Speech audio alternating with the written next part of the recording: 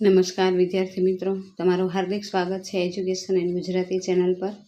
આજનો આપણો વિષય છે ધોરણ 6 વિષય ગુજરાતી. તેમાં આપણે જોઈએ ચેપ્ટર નંબર 5. તેમનું નામ છે જય જય ગરવી ગુજરાત. સાહિત્ય પ્રકાર છે ગૌરવ ગીત અને એમના લેખક છે કવિ નર્મદ. પહેલાં આપણે કવિતાનો સાર એટલે કે સમજૂતી જોઈએ કે હે ગૌરવશાળી ગુજરાત તારી જય હો, હે મહાન ગુજરાત તારી જય હો. દુનિયામાં તારો પ્રકાશ સૂર્યના કિરણોના લાલ રંગ જેવો શોભી રહ્યો છે. પ્રેમનો, શૂરવીરતાનો, કસુંબલ ધ્વજનો પ્રકાશ દુનિયાના ખૂણે ખૂણે ઝળહળી રહ્યો છે. હે ગુજરાતી પ્રજા, તું તારા સંતાનોને પ્રેમ, દયા, ભક્તિના પાઠ અને રીતોની શિખામણ આપ. પ્રેમ અને ભક્તિના પાઠ ભણાવ. ગુજરાત માટે કવિ કહે છે કે તારી જાત ઊંચી છે એટલે કે તું સારું, સફળ ચારિત્ર ધરાવનાર છે. તેથી હે ગૌરવશાળી ગુજરાત તારી જય હો. ગુજરાતની ભૌગોલિક વિશિષ્ટતા બતાવતા કવિ કહે છે કે ઉત્તરમાં મા અંબાનો વાસ છે, તો પૂર્વમાં પાવાગઢ પર કાળીમાં બિરાજે છે. દક્ષિણ દિશામાં કુંતેશ્વર મહાદેવનું મંદિર આવેલું છે, તો પશ્ચિમમાં સોમનાથમાં મહાદેવ અને દ્વારકામાં ભગવાન શ્રી કૃષ્ણ બિરાજે છે. આમ ચારેય દિશામાં વસેલા દેવી દેવતાઓ ગુજરાતને જ્યારે મદદની જરૂર હોય ત્યારે સાક્ષાત હાજર જ હોય છે. એવા ગૌરવશાળી ગુજરાત તારી જય હો. આ એ ગૌરવવંતી ભૂમિ છે જ્યાં નર્મદા, તાપી, મહી જેવી બીજી ઘણી નદીઓ વહે છે. આ એ ભૂમિ છે કે જેણે બહાદુર લડવૈયાઓની યુદ્ધ ક્રીડાઓને જોઈ છે. રત્નોની ખાણ સમા સાગરનો વિપુલ ભંડાર છે. અહીં પર્વતો પર વસતા વીર પૂર્વજો અને દેવોના આશીર્વાદ સદાય સાથે હોય છે. આ એ ભૂમિ છે કે જ્યાં વિવિધ ધર્મને પ્રજા સંપીને સાથે રહે છે. એવી આ ગૌરવશાળી ગુજરાતની જય જયકાર હો. આ એ ભૂમિ છે જ્યાં રાજા સિદ્ધરાજ જયસિંહના શાસનમાં અણહિલવાડ પ્રદેશમાં અનેક રંગો હતા, એટલે કે ખૂબ જ જાહો જલાલી હતી. કવિ કહે છે કે ભવિષ્યમાં એ રંગો કરતાં પણ વધારે રંગોથી મારી માત એવી ગુજરાત વધારે શોભશે. એવા કલ્યાણકારી ભાવનાના એંધાણ કવિ કરે છે કે ગુજરાતનો મધ્યાહન હશે એટલે કે પ્રગતિ ટોચે હશે. જે ખરાબ સમય હતો તે હવે વીતી ગયો છે. હવે આવતી કાલ સુંદર હશે જ, દરેક જણના હૃદયમાં આનંદ આપનારી હશે. એવી આ ગૌરવશાળી ગુજરાતની જય જયકાર હો. પ્રશ્ન પહેલો, નીચેના દરેક પ્રશ્નના ઉત્તર માટે આપેલા વિકલ્પોમાંથી સાચો વિકલ્પ શોધી અક્ષર કોષ્ટકમાં લખો. પહેલું છે જય જય ગરવી ગુજરાત કાવ્યના કવિનું નામ જણાવો. જવાબ આવશે એ નર્મદ. બીજું, કવિ સંતાનોને કઈ રીત શીખવવાનું કહે છે? સી પ્રેમ ભક્તિની. 3, કવિ સંતાનોને પ્રેમ ભક્તિની રીત શીખવવાનું કહે છે કારણ કે સાચી જીવનશૈલી મળે. ચોથું, ઉત્તર દિશામાં કોનું સ્થાનક આવેલું છે? જવાબ આવશે બી અંબામાતનું. 5મું, ગુજરાતની સહાયમાં દેવો સાક્ષાત છે એવું કહેવાય છે કારણ કે જવાબ આવશે બી ચારેય દિશાઓમાં એમના સ્થાનકો છે. અને 6ઠું, સાગર માટે રત્નાકર શબ્દ પ્રયોજાયો છે કારણ કે સાગરના પેટાળમાં અનેક કિંમતી રત્નો છે. 7મું, ગુજરાતી પ્રજા પર કોના આશીર્વાદ સદાય મળે છે? જવાબ આવશે ડી વીર પૂર્વજોના. 8મું, આ કાવ્યમાં રાત વીતી ગઈ છે એવું કહ્યું છે કારણ કે જવાબ આવશે બી ગુજરાત હવે પ્રગતિના માર્ગે છે. કૌંસમાંથી યોગ્ય વિકલ્પ પસંદ કરે, ખાલી જગ્યા પૂરો. પહેલું છે જય જય ગરવી ગુજરાત કાવ્યનું સાહિત્ય પ્રકાર ગૌરવ ગીત છે.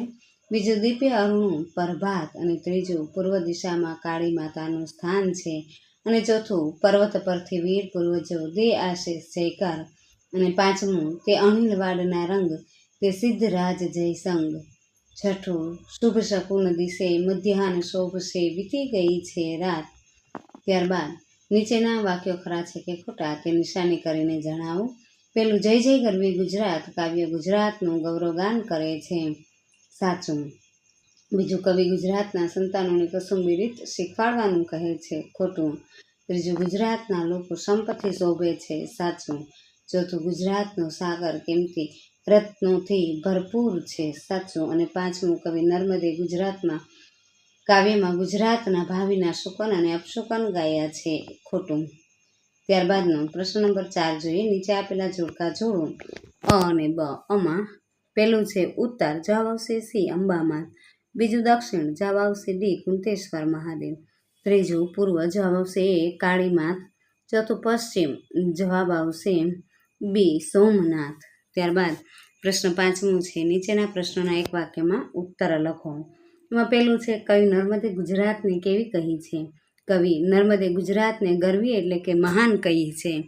બીજું ગરવી ગુજરાત એટલે શું? તો કે ગરવી ગુજરાત એટલે ગૌરવ અપાવે તેવી ગૌરવવંતી મહાન ગુજરાત, જેનું ભવિષ્ય ગૌરવવંતું અને ઉજળું હશે. ત્રીજું, ગુજરાતના માથે કેવા ધ્વજનો પ્રકાશ ઝળહળે છે? ગુજરાતના માથે કસુંબી રંગનો પ્રેમ અને શૌર્ય અંકિત હોય તેવા ધ્વજનો પ્રકાશ ઝળહળે છે.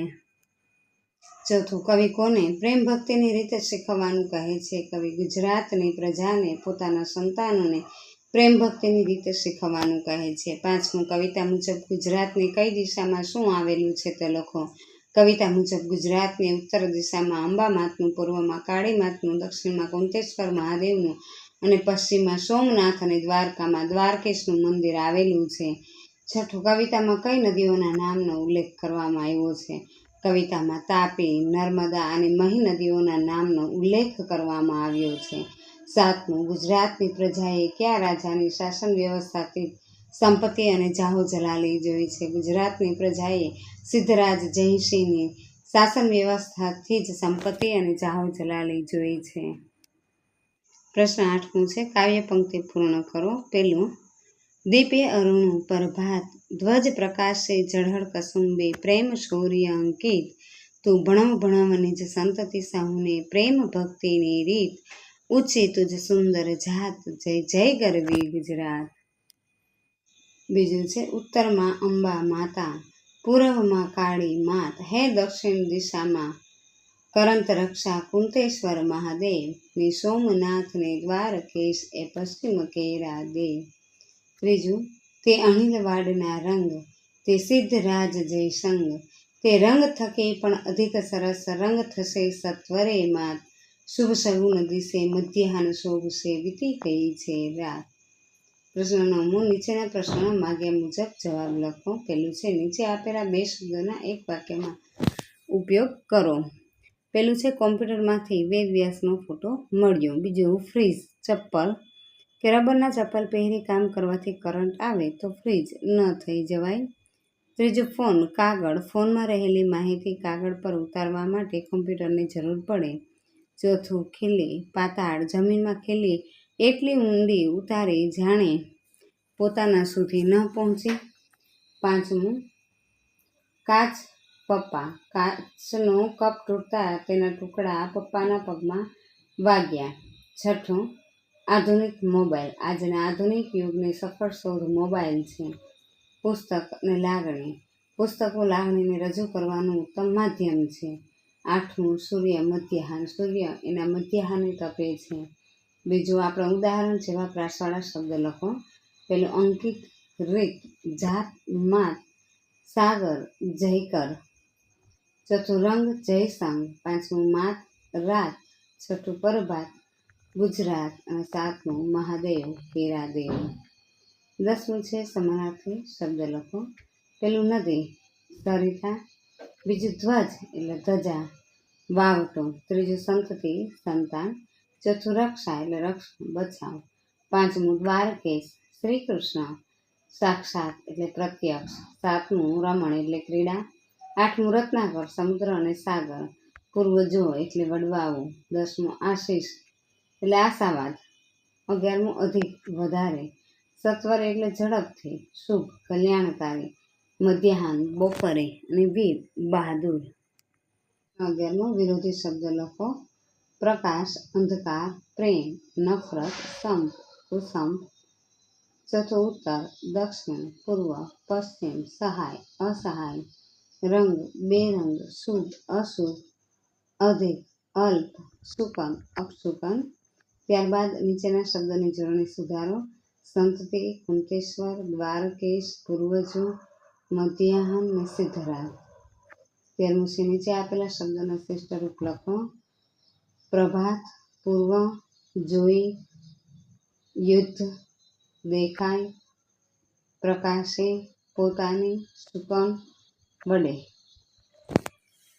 14મું છે નીચેના શબ્દોને શબ્દકોશના ક્રમમાં લખો. પહેલું કસુંબી, ગુજરાત, પ્રેમ ભક્તિ, સંતતિ અને સુંદર.